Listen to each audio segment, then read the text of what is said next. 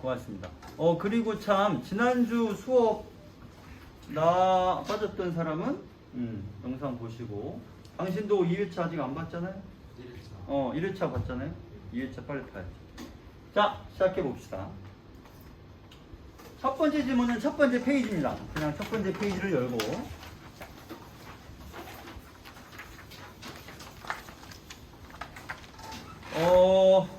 지문은 쉽지만 필요한 내용, 그러니까 이 지문이 좀 더 심화된 지문들이 이어지는 거라고 볼 수 있을 만큼 중요한 내용은 거의 다 건드리고 있는 짧고 쉬운 지문입니다.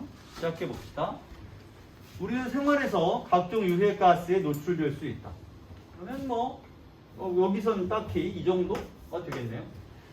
인간은 후각이나 호흡기관을 통해 위험가스의 존재를 인지할 수 있으나 그 종류를 감각으로 판별하기는 어려우며 미세한 농도의 감지는 더욱 불가하다. 그러면 이것이 인간이 가지고 있는 그야말로 생체 센서죠. 여러분의 코, 눈, 귀, 여러분의 피부 전부 생체 센서인 셈인데, 존재를 인지할 수 있지만 종류는 감각으로 판별이 안 되고요. 미세한 농도의 감지는 더욱 불가능하다라고 써 있습니다. 그러나 사람을 죽음으로 몰고 가는 데에는 아주 미세한 농도만으로도 충분한 위험한 가스들이 있죠. 그래서 우리는 그거를 눈치를 못 채고 죽는 일이 과거에는 드물지 않았습니까? 그걸 빨리 인지할 수 있는 센서가 필요합니다. 이 교실에는 센서가 있나요? 없어요? 망했는데? 저기 저쪽에 보이는 저게 지금 센서입니다. 그래서 저거는 아마 저기 파악하는 거는 온도하고요. 그 다음에 여기 이제 우리가 얘기할 가스의 유무일 거예요. 써가 봅시다. 따라서 가스의 종류나 농도 등을 감지할 수 있는 고성능 가스 센서, 이것이 오늘의 화제가 되겠습니다. 이 글의 화제인 거죠. 고성능 가스 센서. 질문. 이 고성능 가스 센서는 뭘 감지할 수 있어요? 아니요. 이 문장에 써 있습니다. 뭘 감지할 수 있다 라고 써 있죠. 종류와 농도를 감지할 수 있다. 두 가지를 감지할 수 있는 거죠. 위험, 사고를 미연에 방지, 이런 거야. 그냥 그런 거 감지하는 것이고. 그럼 종류와 농도를 감지할 수 있다. 이게 무슨 가스이다? 농도가 얼마이다? 이렇게요. 그러면 이제 어떻게 그게 가능한지를 봅시다. 가스 센서란 특정 가스를 감지하여 그걸 적당한 전기 신호로 변환하는 장치의 총칭이다. 오늘 우리가 할 모든 얘기가 이 문장에 들어 있습니다. 가스 센서란 여기까지, 그 다음에 여기까지인 거죠. 총 2단계고죠. 2단계. 1단계는 감지하는 것이고 2단계는 변환하는 겁니다. 감지 후에 변환. 그런데 감지하여 무엇으로 변환하느냐 확인해 봤더니 감지하는 대상은 굉장히 다양할 거지만 여기서는 특정 가스고요. 그 다음에 이게 문제인 거죠. 적당한 전기 신호로 변환한다. 그러니까 가스라고 하는 건 전기 신호가 아닌데 센서는 그걸 전기 신호로 바꾼다는 얘기입니다. 여기 안 나와 있지만 여러분 생각에 왜 그럴 것 같아요? 왜 굳이 전기로 바꿔요? 써 있진 않습니다. 따라서 그냥 넘어가도 되는데 조금 생각만 해봐요. 감지한 다음에 왜 그걸 굳이 전기 신호로 바꿀까요? 당신들이 주변에서 이른바 당신들에게 뭐가 있고 없다, 지금 어느 정도 수준이다를 얘기해주는 모든 지시가 전부 전기 신호로 되어 있죠. 그렇잖아요. 당장 LED든 LCD든 모니터라고 하는 건 당연히 전기 신호고요. LED, LCD가 아니라도 노브로 돌리게 되어 있는 거, 또 수치가 오르락내리락 하는 거 전부 전기 신호죠. 전기를 통해서 그게 어느 수치인가를 알려주는 거니까. 자, 어쨌든 전기 신호 바꾼다라고 되어 있습니다. 따라서 우리는 감지가 1단계고 변환이 2단계임을 알 수 있고요. 각종 센서 가운데 산화물, 반도체 물질을 이용한 저항형 센서는 그러면 센서의 종류를 특화했습니다. 센서 이름은 저항형 센서고요. 저항형 센서는 뭘 이용하는가? 산화물, 반도체 물질을 이용합니다. 그게 뭐예요? 그게 뭔가요? 설명이 나오겠죠, 설마. 자, 이걸 이용한 저항형 센서는 속도가 빠르고 장점 1, 안정성이 높으며 장점 2, 휴대용에 적용할 수 있다. 장점 3, 그 다음에 소형화 용이하다. 같은 거죠. 휴대용과 소형화는 연결됩니다. 그럼 이 중에서 안정성이 높다라는 말이 무슨 뜻이냐? 시간이 지남에 따라 반복 측정에도 동일의 조건 하에서는 센서의 출력이 거의 일정하다는 뜻이다. 이런 것이죠. 건물에 여러분 집에 들어가면 고향집에도 집 안에 천장에 센서가 달려 있을 겁니다. 어떤 사람의 집은 지은 지 2년 됐겠지만 어떤 사람의 집은 지은 지 20년 된 집도 있겠죠. 그럼 거기 붙어있는 센서는 20년 동안 기능을 유지해야 될 거 아니에요. 그렇게 되면 여기 써있듯이 몇 번을 반복 측정해도 동일의 조건이라면 그 출력이 즉 기능이 일정해야지만 그 센서를 어떠하다라고 말할 수 있다는 거예요. 안정적이다 라고 말할 수 있다. 안정이란 말이 무슨 뜻인지를 설명해 주고 있습니다. 여러분의 귀가 센서로 작동해서 지금 일정 양 이상의 외부 자극이 있으니까 그게 뇌로 전달이 된 거죠. 그걸 뭘 또 열어서 또 확인해 보고 있어. 밖에서 누가 작은 북을 치겠니 설마. 그만 또 멈추겠죠. 왔다 갔다 하겠지. 자, 저항형 센서 얘기를 하고 있습니다. 좋잖아요. 비 오는데 수업하고 이러면 좋지. 두께가 수백 나노미터에서 수 마이크로미터인 산화물 반도체 물질. 일단 이걸 이용한다고 했죠. 이것이 두 전극 사이를 연결하는 방식으로 되어 있다. 그림을 그려봅시다. 뭐 사이에 뭘 그려야 돼요? 전극 사이에 산화물 반도체 물질. 뭔지 모르겠지만 그냥 대충 해보지 뭐. 이거를 전극이라고 하고 이 중간에 산화물 반도체 물질이 있다고 합시다. 전극이니까 하나는 양전극이고 하나는 음전극이겠죠. 따라서 여기는 전원이 연결되어 있을 겁니다.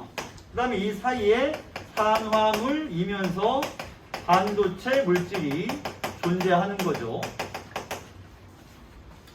가스가 센서에 다다르면 이건 센서니까요. 가스가 스물스물 여기로 기어옵니다. 그러면 시간이 지나고요. 자, 먼저 가스가 오죠. 그러면 시간이 좀 지나가야 돼요. 산화물 반도체 물질에 흡착되는 가스의 양이 늘어납니다. 질문, 뭐가 늘어난다고요? 무슨 가스의 양? 물질에 흡착되는 가스의 양이 늘어납니다. 그럼 가스니까 시뻘건 색으로 여기에 점점 흡착되는 가스의 양이 늘어나는 거죠. 그렇게 되면 흡착된 가스의 양이 일정하게 유지되는 정상 상태에 도달하여 일정한 저항값을 나타내게 됩니다. 자, 질문. 정상 상태가 뭐예요 도대체? 뭐가 정상인 상태야? 가스의 양이 일정하게 유지됩니다. 이 말이 무슨 말이죠? 자, 일정하다라는 말과 짝이 되는 말이 저쪽에 있습니다. 뭘까요? 늘어나다가. 여기는 일정해. 그럼 더 이상 뭐 하지 않는다는 얘기인가요? 늘어나지 않아. 이런 뜻이죠. 그거를 정상 상태라고 부르고 있어요. 아무리 생각해봐도 지금 가스가 새가지고 여기에 붙었는데 그걸 정상이라 부른다고? 싶지만 지문에서 그렇다고 말하면 그런가 보다 해야죠. 가스가 여기 이제 더 이상 늘어나지 않고 일정한 양이 유지되고 있습니다. 그러면 정상 상태에 도달하는 동안 이산화 질소와 같은 산화가스는 산화물 반도체로부터 전자를 받으면서 흡착하여 산화물 반도체 저항값을 증가시킨다. 반면에 일산화탄소와 같은 환원가스는 산화물 반도체 물질에 전자를 주면서 흡착하여 산화물 물질의 저항값을 감소시킨다. 누가 읽어봐도 대응하는 쌍이 명확합니다. 찾아봅시다. 어떻게 대응하나요? 뒷금 앞뒤로 서로 반대인 대응, 대립, 대조 되는 표현 뭐가 있어요? 저항값이 증가시켜. 좋아요. 일단 저항값 증가가 있고 저항값 감소가 있어요. 이건 결과죠. 그 중간 단계. 여기는 산화가스. 여기는요? 환원가스가 되겠네. 이 두 가지가 대조되죠. 또 있습니다. 뭐가 대조되나요? 전자를 받으면. 그렇죠. 여기는요. 주면서 이렇게 되겠죠. 출제 안 될 거라고 보면 그냥 바보인 거죠. 그럼 대응을 확인해야죠. 산화가스와 환원가스가 있어. 산화가스는 받으면서 흡착하고 환원가스는 주면서 흡착해. 공통점은 어쨌든 달라붙는다는 얘기예요. 달라붙긴 달라붙는데 주면서 달라붙냐 받으면서 달라붙냐의 차이일 뿐이죠. 상하니까 말 그대로 받으면서 흡착하고요. 환원이라고 하니까 주면서 흡착한다 라고 써 있습니다. 반대가 되어야지 않나 싶은데 어쨌든 이렇게 나와 있네요. 이러한 저항값 변화로부터 잠깐만 여기서 변화라고 하는 것은 저항값이 증가하는 거야 감소하는 거야? 둘 다죠. 이런 거를 우리가 확인해야죠. 항상 변화라는 애매모호한 말이 있으면 그거는 증가인지 감소인지 둘 다인지 정확히 인지를 해야지. 이 경우에는 둘 다를 말하는 거죠. 가스를 감지하고 농도를 산출하는 것이 센서의 작동 원리다. 감지, 그 다음에 산출까지 옵니다. 여러분 생각에 이런 센서에서 가스를 감지하는 것까지는 우리가 지금 이해를 했어요. 가스가 와서 여기 묻어. 그리고 쌓여. 근데 일정 상태까지 늘어나서 쌓이면 그 어떤 가스는 전자를 주면서 쌓이고 어떤 가스는 전자를 받으면서 쌓여. 따라서 가스를 감지하는 것까지는 오케이 알겠어요. 근데 그 다음 뭐라고 써있냐면 농도를 산출한다. 그럼 농도를 산출하려면 얼마나 진한 얼마나 가스가 많이 있는지도 알아야 될 거 아니에요. 그럼 이제부터 좀 다른 얘기가 나와야 됩니다. 단순히 있다 없다의 문제가 아닌 거죠. 성능을 평가하는 주된 요소. 어머? 농도 산출 얘기 왜 안 나오는 거예요? 이 지문은 안 나오나? 더 가봅시다. 성능을 평가하는 주된 요소는 응답 감도, 응답 시간, 회복 시간이다. 세 가지네요. 그러면 세 가지를 미리 찾아! 응답 감도에 여기 하나. 설명이 나오겠죠? 그 다음에 응답 시간도 찾아요. 그 다음 여기에 응답 시간이 또 있습니다. 그 다음 회복 시간도 찾아야 되겠죠? 마지막 부분에 회복 시간이 나와 있네요. 하나, 둘, 세 개. 미리 찾아놓고 글을 읽는 게 마음이 편하죠. 그럼 먼저 응답 감도 얘기를 확인해 봅시다. 응답 감도는 특정 가스가 있다. 그때 가스 센서의 저항이 얼마나 민감하게 변하는가에 대한 정도이며 이때 민감하다라는 말은 무슨 뜻일까요? 조금 있어도 확 티가 난다는 뜻일까? 아니면 가스가 늘어나는 정도에 따라 계속해서 증가하면서 지금 가스가 얼마 있는지를 정확히 알려주는 걸까? 후자? 전자? 자 볼까요? 민감하게 변화에 대한 정도이며 일정하게 유지되는 정상 상태 저항값. 여기서 일정하게라고 하는 건 무슨 뜻이라고 했냐면 여기 가스가 붙어서 늘어나다가 더 이상 늘어나지 않는 거. 그게 정상 상태라고 했습니다. 이 지문에서 정상 상태는 그런 뜻이죠. 저항값과 그걸 RS라고 부르고요. 그 특정 가스 없이예요. 없이 공기 중에 측정된 저항값으로부터 도출된다. 이는 RS와 R에어의 차이를 R에어로 나누어 백분율로 나타내고 이 값이 크면 가스 센서는 감도가 좋다고 할 수 있다. 잠깐만 식을 만들어 볼까요? 그러면 R에어로 나누라고 했는데 R에어라고 하는 거는 그 가스 없이 측정된 저항값이고요. 그 다음에 분자는 어떻게 계산한다 그랬냐면 RS와 R에어의 차이. 혀가 꼬이네. 정상 상태 저항값. 다시 말하지만 여기서 정상 상태란 가스가 더 이상 흡착되지 않고 일정히 유지되는 상태를 말합니다. 여기 가스 없는 그때의 저항값.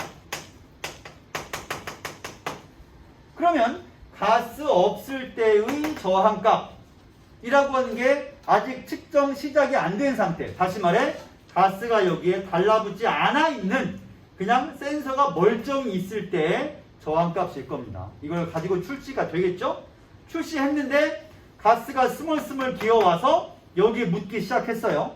더 늘어나지 않을 만큼 묻었을 때의 저항값에서 원래 가지고 있던, 말 그대로 원래죠. 원래 가지고 있던 저항값을 뺀 그 차를 원래 저항값으로 나누면 그걸 감도가, 이 값이 크면 감도가 좋다라고 할 수 있다 라고 되어 있습니다.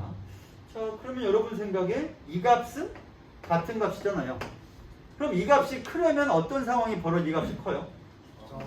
얘는 작아야 되고 이 값은 커야 되겠죠. 분자니까. 근데 이 값이 크려면 이 값이 계속 뭐 하면 뭐 할수록 작으면 작을수록 이 값을 작게 뺄 테니까 이 값과 무관하게 이 전체 수가 커지겠죠. 따라서 저 가스 없을 때의 저항값 즉 R 에어는 작을수록 좋을 것 같습니다. 써가 보겠습니다. 자, 두 번째 서브 과제. 또한 가스 센서가 특정 가스를 얼마나 빨리 감지하고 반응하느냐. 이게 응답 시간. 이거는 말 그대로네요. 응답하는 시간. 얼마나 빠르게 가스를 감지하느냐라는 거죠. 응답 감도의 50% 혹은 90% 값에 도달하는데 걸리는 시간으로 정의된다. 그래요. 50%나 90%. 다시 말해서 여기 이 그림으로 보자면 칠판 보실까? 요 그림 기준 이게 R 에어니까 언제라고요? R 에어란? 아무것도 없을 때의 저항값입니다. 여기서 RS라고 하는 거는 더 이상 올라가지 않는 상태의 저항값인 거죠. 또 더 이상 올라가지 않죠. 근데 지금 뭐라고 했냐면 이것이 여기가 100이라고 한다면 이것의 몇 퍼센트? 90%나 혹은 50%에 도달하. 그럼 이 까망 동그라미들은 이렇게 올라가고 있고 하얀 동그라미는 올라가고 있습니다. 여기는 시간이죠. 누가 빨리 도달해요? 까만 애가 빨리 도달하죠. 그럼 이거는 응답 시간이 그만큼 크다 적다? 작다. 크다 작다를 구나. 시간이 작다. 즉 빠르게 센서가 작동해서 가스를 알아낼 수 있다는 얘기죠. 반면에 하얀 동그라미는 좀 더 시간이 흘러야 알아낼 수 있습니다. 왜 100%를 기준으로 하지 않느냐라고 본다면 여러분 지금 보시는 바와 같이 얘가 100%에 가까워지면 이 경사도가 점점 어떻게 돼요? 완만해지죠. 그러니까 여기 190% 이상 100을 찍을 걸 기다릴 시간이 없는 거예요. 그러면 90 혹은 50까지만이라도 올라가면 경고등이 알람이 울리면서 빨리 대피하라 신호가 나오죠. 똑똑한 학생 여러분, 그럼 무조건 50 하면 되는 거 아니에요? 왜 50으로 하면 어떤 단점이 있을까요? 오류가 생길 수 있겠죠. 사실은 아니요. 근데 90이나 100으로 하면 그만큼 오류가 발생할 가능성을 줄일 수 있겠죠. 자, 돌아가서요. 응답 시간이 뭔지를 얘기하고 있습니다. 한편 센서는 반복적으로 사용해야 됩니다. 따라서 정상 상태로 흡착되어 있는 가스, 여기 묻은 거, 이거를 가능한 빠른 시간 내에 다시 탈착시켜서 처음 상태로 되돌려야 합니다. 흡착된 가스가 공기 중에서 탈착되는 데 필요한 시간인 회복 시간, 역시 가스 센서의 총률 평가하는 중요한 요소. 다시 말해 새롭게 써먹으려면 묻어있던 게 빨리 또 그만큼 떨어져 줘야 써먹을 거 아닙니까? 그럼 이 시간도 길면 짧으면 어느 것이 유리하겠어요? 짧으면 유리하겠죠. 자, 아주 짧은 지문으로 필요한 내용도 우리가 얘기해봤습니다. 굉장히 쉽고 또 어려울 것도 없고 내용도 깊이도 별로 깊지 않습니다. 문제가 세 문제 있습니다. 바로 풀어보시되 문제는 어렵습니다. 지문을 아무리 어렵게 설명해 주려 해도 문제를 풀 만큼 어렵게 설명을 못했어요.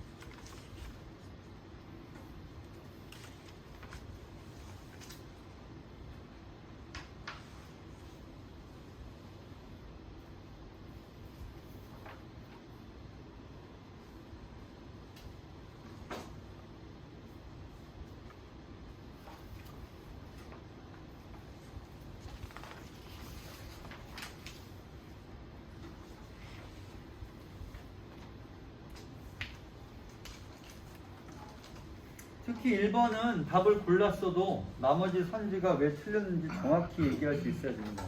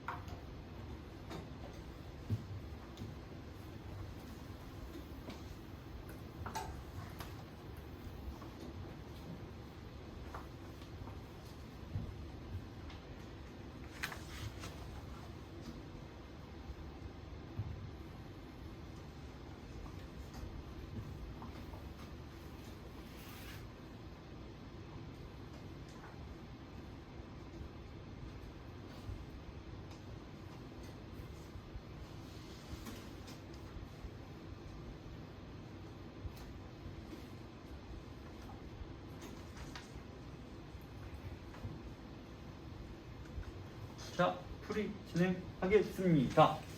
시간을 많이 안 줬는데 1번 일치하는 것을 고르시오 라고 되어 있습니다.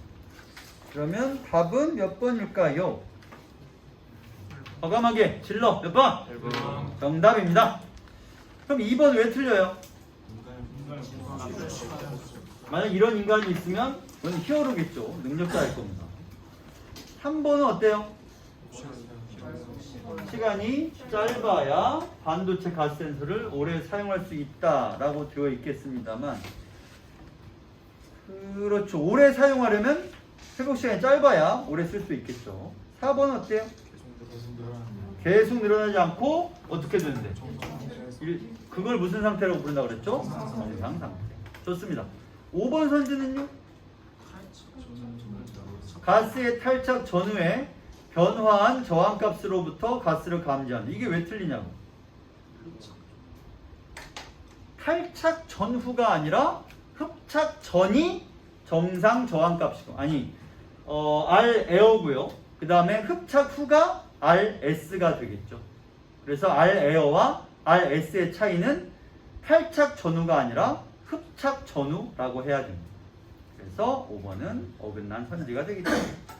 자, 2번입니다. 그림이 등장하는 문제입니다. 기술 지문에서 그림 나오면 여러분들은 보자마자 심저리를 치겠지만 칠판 보실까? 첫 번째 1번. 왜 산화가스임을 알 수 있어요? 이 그림 보고 어떻게 알아요? 예? 뭐라고? 공기가 있으니까? 저항값이 올라와요. 저항값이 증가하니까. 그러면 산화가스 말고 무슨 가스 있었어요? 산화가스는 어떻게 된다? 저항값이 감소한다. 따라서 산화가스가 올바른 선지. 다음 2번. 응답 감도는 A를 이용한 센서와 B를 이용한 센서가 같다. 맞아요? 틀려요? 왜 틀려요?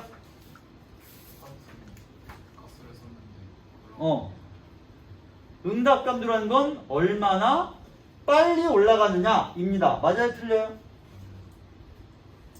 응답 감도라고 하는 게 얼마나 빨리 올라가느냐. 여기 칠판 보세요. 이게 감도를 구하는 식이라 그랬죠. 이게.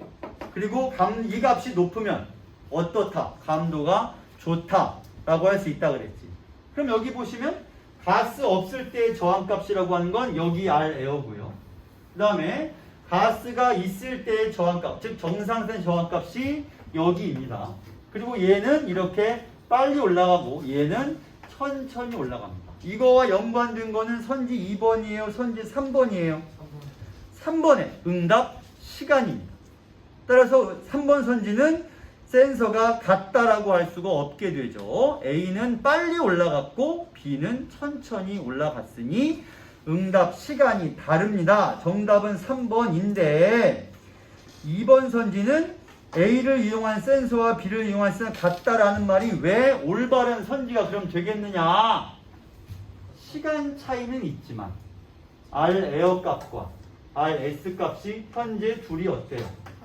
같으므로 이 식에서 도출되는 결과값이 어떻겠어요? 동일하죠. 그래서 2번은 올바른 선지가 됩니다. 3번은 차라리 답이라서 쉽고요. 2번이 왜 올바르냐를 알기가 어떤 사람들에게는 좀 어려웠을 수 있는 이 문제 두 문제에서 이 2번 선지가 왜 옳은가를 알아내기가 제일 좀 시간이 걸립니다. 식을 줬는데 식에 들어가는 값이 똑같다. 그러면 그건 같은 기능, 같은 그 방식이라고 봐야 되겠죠. 4번 특정 가스 흡착 전에는 공기 중에서 흡착 전 길판 보시고 어느 게 흡착 전 상태를 말해? 에어죠. 또 같은 값이니까 4번 선지도 올바른 선지. 5번 T1 직후부터 정상 상태에 도달하기 직전까지는 A의 저항값이 B의 저항값보다 크다. 어느 게 정상 상태예요? 이게 정상 상태죠? 그럼 정상 상태에 도달하기 직전까지는 이거 이후부터니까 여기서 까만 애가 무조건 하얀 애보다 위쪽에 있죠. 이것보다. 그러니까 여기 이게 정상 상태에 도달한 거니까 여기까지예요. 그럼 여기서부터 여기에 모든 영역에서 까만색이 흰색보다 위쪽에 있으니까 저항값이 크다. 여기가 세로축이고 요 가로축인데 이건 시간이고요. 저항값은 여기 안에서만 재는 거니까 여기 도달하기 직전까지 항상 이것보다 얘가 높다는 걸 알 수 있습니다. 그래서 3번을 답으로 찾으면 되겠네요. 문제 3번도 풀었냐? 답은 1번입니다. 굳이 풀이는 안 하겠습니다. 자, 그 다음 넘겨서요. 곧바로 이어지는 그 다음 페이지 5쪽입니다. 자, 센서 세 종류가 한꺼번에 등장합니다.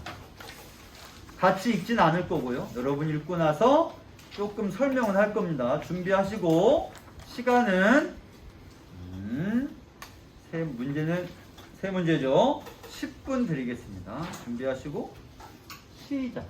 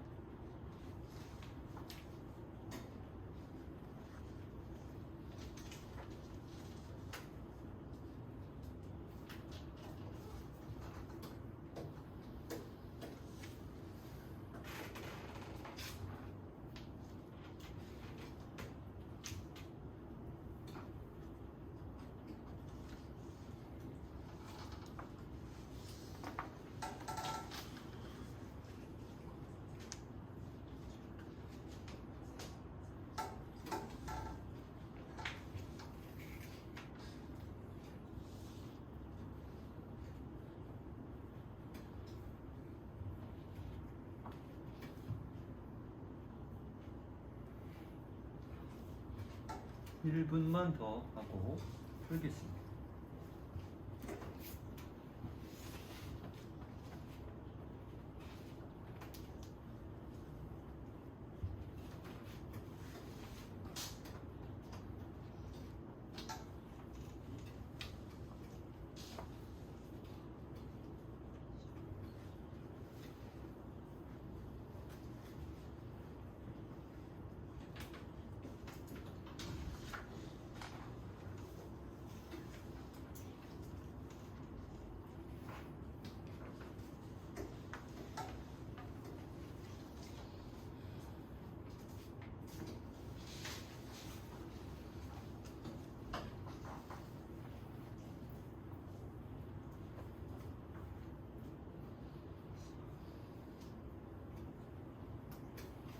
자, 풀이 시작할 거고요. 그 전에 전체 내용을 바이오 센서에 대한 얘기인데, 바이오 센서를 구성하는 구성 요소가 크게 두 가지로 되어 있습니다. 뭐랑 뭐예요? 수용체랑 전환기. 좋아요. 바이오 수용체에 뭐가 있어요?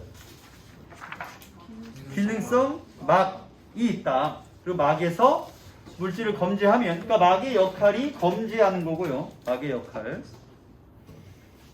이 검지된 요소가 그 다음에 뭐로 바뀌느냐? 여기서 전기 신호나 기타 수치 등으로 바뀌는 게 변환기 역할입니다. 그 다음에 서브 화제가 세 가지가 있습니다. 효소 센서, 미생물 센서, 면역 센서. 효소 센서에는 마찬가지 효소를 재사용 가능한 막을 만들어서 다양한 단점을 보완했다고 써 있는데, 그보다 중요한 것은 그 막에서 무슨 일을 하냐면 전극을 활성화시키는 물질의 양을 측정해서 이 양을 가지고 결과적으로는 전기신호로 바꾼다는 내용이죠. 미생물 센서는 두 개가 있습니다. 뭐랑 뭔가요? 호흡 측정하고요. 그 다음에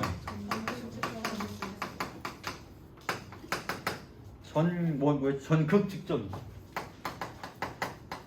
그럼 이것들도 막에 대한 언급이 있나요? 무슨 막이란 말이 등장해요, 여기서는? 없어요? 있어, 없어?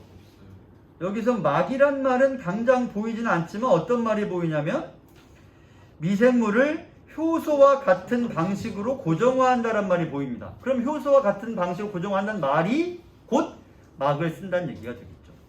그 말이 막을 쓴다는 말이고요. 장점이 쭉 나오고 있고 단점도 나오고 있습니다. 대상이 아닌 물질에 반응하는 단점이 있네요. 장단점이 나왔죠. 다음 세 번째 방식 면역 센서. 항원항체 반응을 활용한다 라고 써있고요. 막이 있나요? 무슨 막인데요? 항체 또는 항원이 고정된 막이 있습니다. 그런데 이보다 내가 물어보고 싶은 것은 내가 읽어볼게요. 면역 센서는 항체 또는 항원이 고정된 막이나 전극 표면에서 항원항체 복합체를 형성할 때 물리적 화학적 변화를 전기신호로 검출한다. 이 문장을 구조화해 봅시다.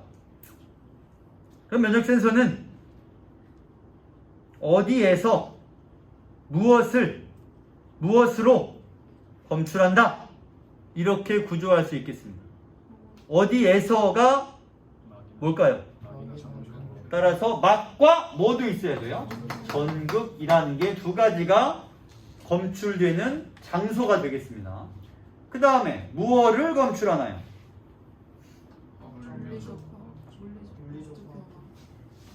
여기서 복합체를 형성할 때, 여기 항체 항원이니까 이 막에서 복합체 형성할 때 거기서 뭐가 발생하냐면 물리적인 변화가 발생합니다. 그 다음에 이 물리적 변화를 이제 뭐 하는 거예요? 그건 여기죠. 이렇게 되는 거잖아요. 그러니까 문장이 하나로 길게 써 있지만 어떻게 볼 수 있어? 칠판 보시고 어디에서 무엇을 뭐 하느냐 이렇게 볼 수 있습니다. 그리고 그것이 이 과정에 하나씩 들어맞게 서술되고 있죠. 요거를 파악해서 지금 보세요. 전체 구조가 같잖아요. 막이 있고 막에서 무언가를 검출해서 그걸 무어로 변환한다라는 구조로 되어 있습니다. 그럼 내용 파악이 쉬워진다니. 세 가지 서브 과제를 정확하게 구조화할 수 있으니까. 그 다음에 면역 센서의 특징이 이어지죠. 음전화를 띠고 있는 항체 고정화 막은 양전화인데 음전화를 띠고 있는 단백질 내 물질이 결합하면 양전화가 감소하게 되어 막전위가 변화하고 이를 전극으로 측정하는 원리. 요거는 물어보자. 요거 단계로 쪼개봐요. 1단계가 뭐예요? 지금 읽은 데서. 뭐가 1단계야? 다시 읽어요. 항체 고정화 막은 양전화를 띠는데 음전화를 띠고 있는 단백질 등의 물질이 막 표면에 결합하면 막의 양전화가 감소하게 되어 막전위가 변화하고 이를 전극으로 측정하는 원리이다. 어디까지 1단계예요? 결합하면까지 1단계. 이때 단백질의 물질이라고 하는 건 우리가 검지하고 싶은 물질인 거예요. 이게 우리가 알아내고 싶은 물질이죠. 결합하면이 1단계. 그 다음에 양전화가 감소하다 2단계. 그 다음에 막전위가 변화한다고만 써있잖아. 더 이상 안 써있잖아요. 그러면 화학을 여러분이 안 배웠어도 지난 2주간 이번 주가 3주지. 3주차로 봤을 때 전위가 변화한다고 하는 것은 양극과 음극의 전위가 차이가 생긴다. 다시 말해 전하량의 차이를 여기서 말하고 있습니다. 그럼 내가 이 얘기를 굳이 왜 꺼낼까요? 선지에 등장하니까요. 자, 4번에 5번 센서란다.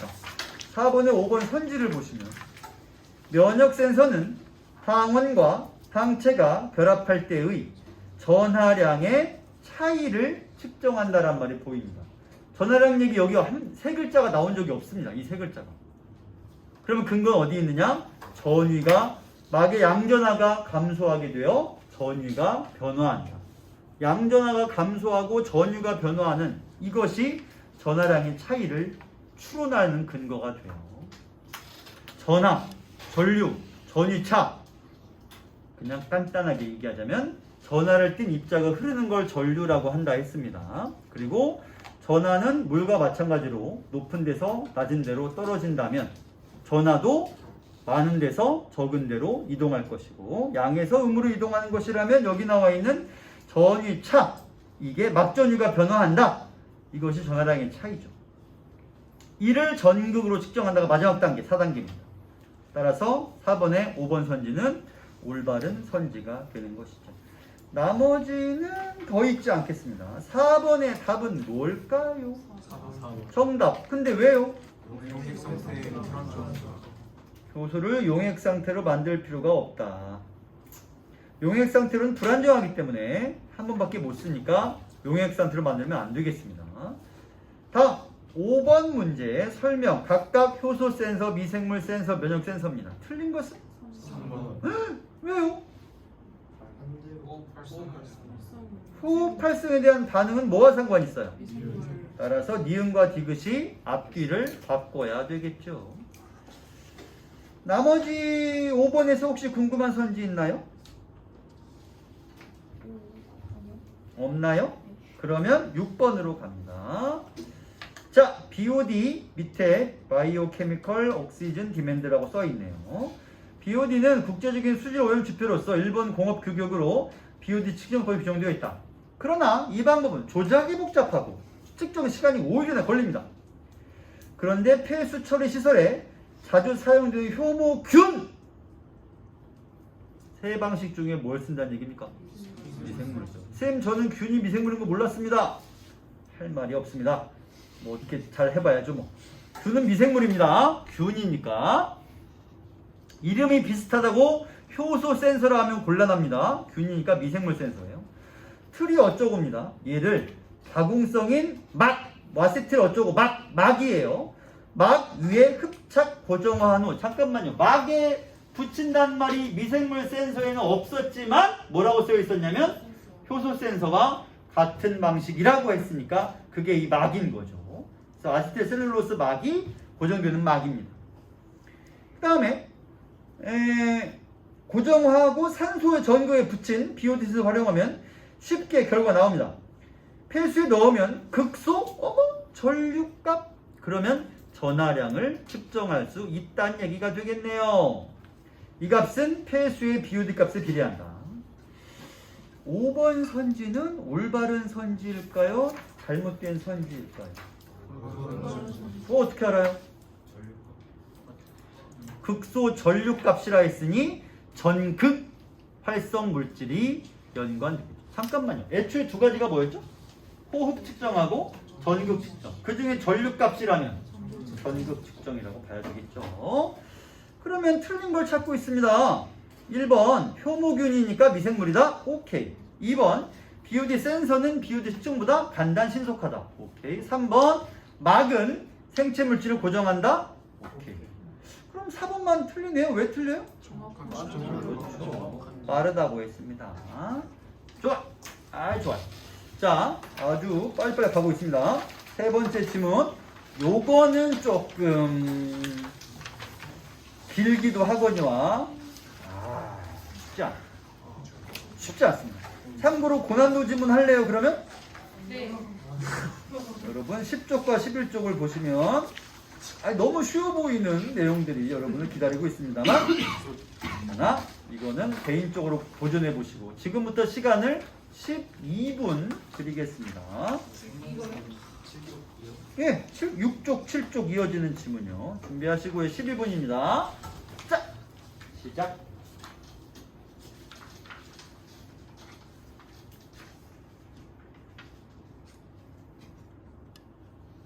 자, 두 번째 핵심 지문은 웨어러블 중에서도 웨어러블 센서를 먼저 할 겁니다.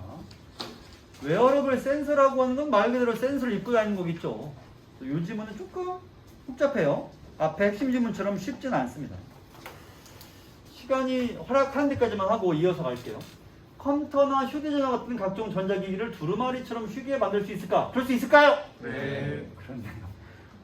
이 질문이 나왔을 때만 해도 아니었거든요. 여러분들이 롤러블 디스플레이를 요즘처럼 진짜 폴드나 이런 거를 보고 올 수 있을 때가 아닙니다.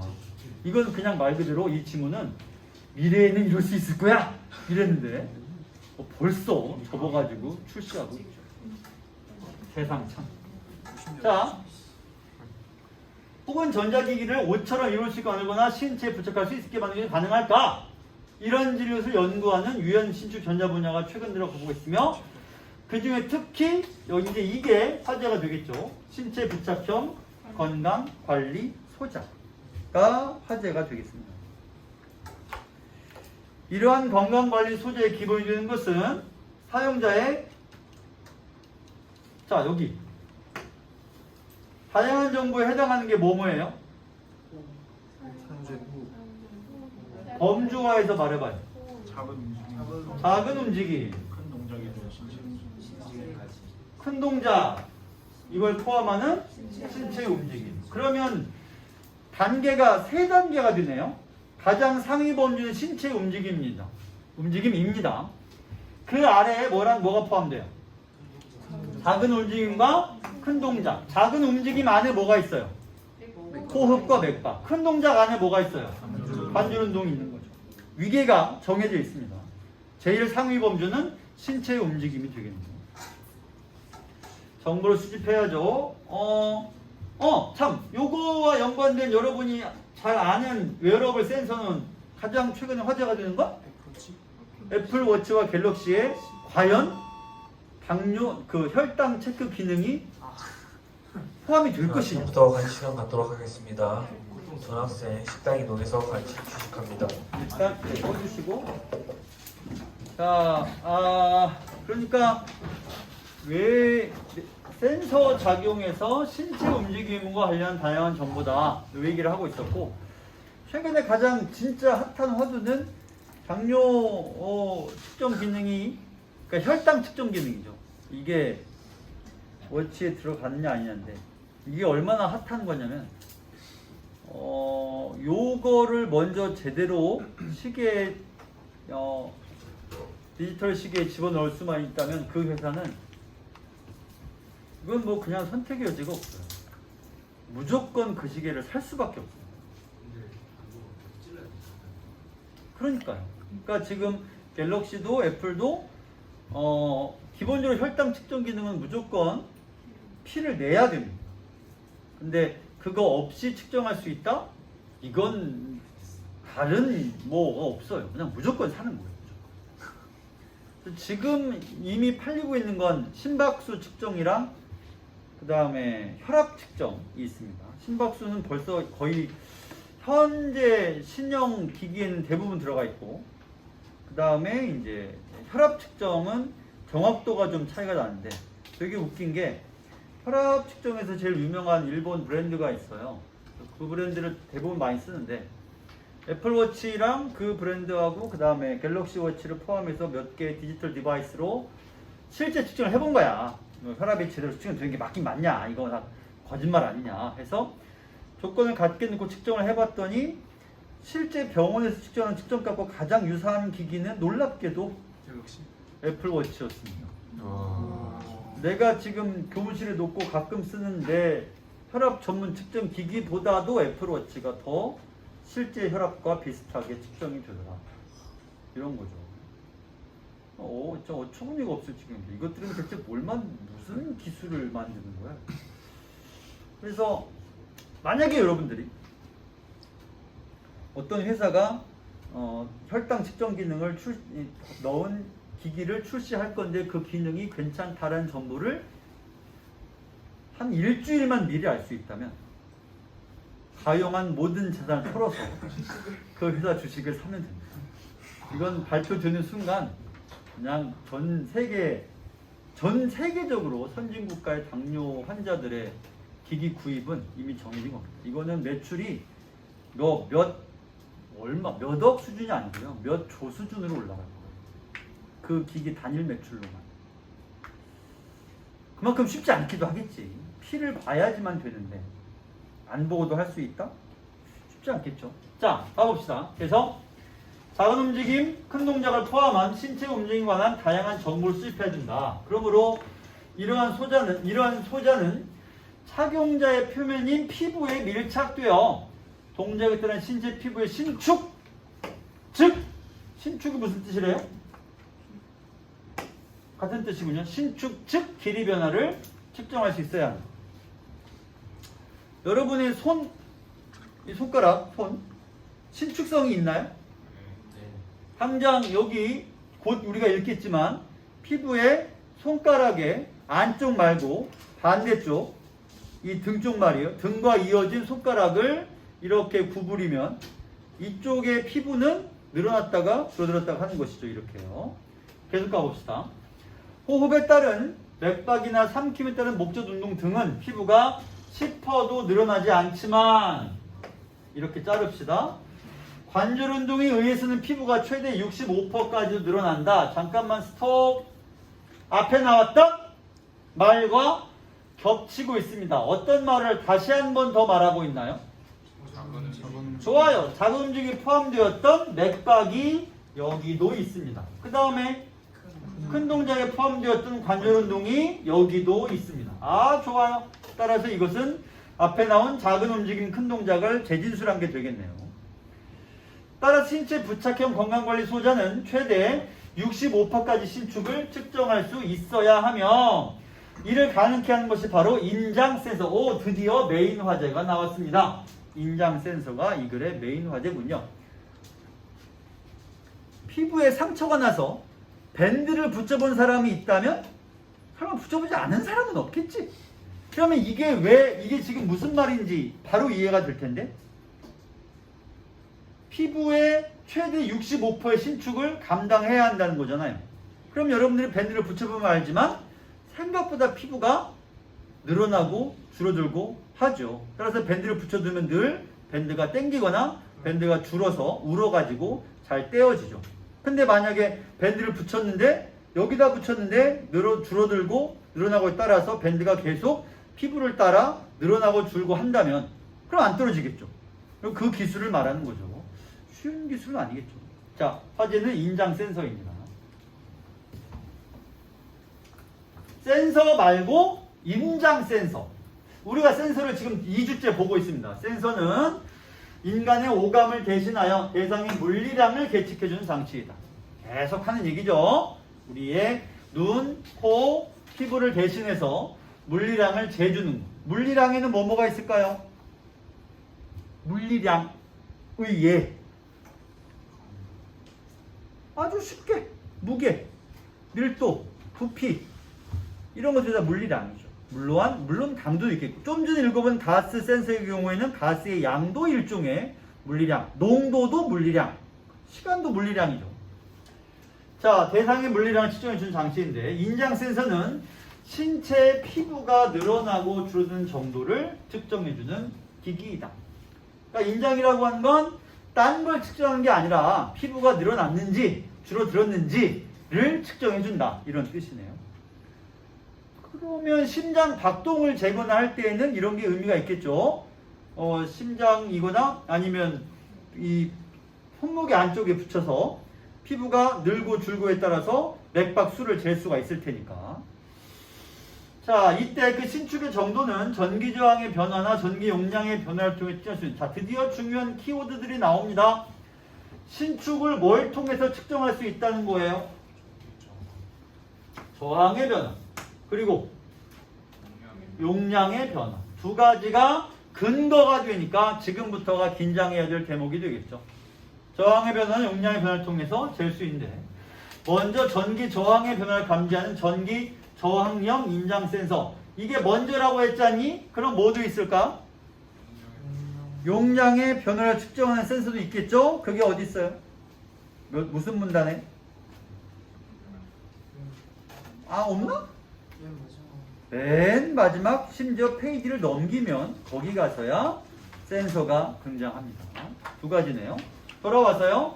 전기 저항형 인장 센서. 그림이 있습니다. 이런 그림이 있는데 그림에서 보듯 전기 저항형 인장 센서는 투명 고무처럼 신축성 있는 지지체에 여러 개의 나노선이 그물 모양 붙어있다. 질문, 무엇과 무엇으로 이루어져 있습니까? 지지체, 나노선. 이 정도를 여러분들이 재빠르게 파악해야 되죠. 일일이 다 읽고 있으면서 다 읽을 게 아니라 정확히 이것과 이것이라고 빨리 뽑아내야죠. 자, 나노선은 나노선이고 지지체의 특징은 하나가 있네요. 그게 뭡니까? 신축성이 있다. 투명 고무 같다. 그러면 잠깐 어느 게 지지체예요? 이 그림에서 밑에 판이죠. 나노선은 그 위에 있는 선들입니다. 나노선들은 전도체이고 지금 전도체는 뭐고 부도체는 뭐예요? 전기가 통하는 거. 아, 전기가 통하는 전도체. 부도체는 통하지 않는 거. 여러분, 우리들의 몸은 전도체야, 부도체야? 전도체가 되겠죠. 자, 전압을 가하면 전류가 나노선들을 통해 흐르게 되고, 전압을 가하면 1단계. 전류가 나노선은 전도체니까 흐릅니다. 이때 저항값을 측정할 수 있다. 이 센서의 이름이 뭐예요, 지금? 전기 저항형 센서입니다. 저항값이 측정의 근거죠. 만약 신체에 부착된 지지체가 특정 방향으로 늘어나면 나노선들의 균열이 발생하게 되어 저항이 커지고, 여러분들이 말해봐요. 어디가 대응해요? 그 다음에 빗금 뒤에서 늘어나면과 대응하는 게 뭐야? 줄어들면. 그 다음에 대응하는 거, 아, 이거는 작아지는 건 그 다음이고요. 앞에 있잖아. 여기는 균열이 발생하고 여기는 이렇게 되겠죠. 그래서 저항은 다시 작아진다. 그러면 이 저항값의 변화를 측정함으로써 이때 변화라고 하는 건 증가야 감소야? 둘 다죠. 그럼 저항이 커지면 무엇이라고 측정한다는 얘기예요? 뭐가 늘어났다? 신체가, 우리들의 피부가 뭐 했다? 늘어났다. 균열이 발생하게 되어 저항이 커진다며. 그럼 균열이 왜 발생해?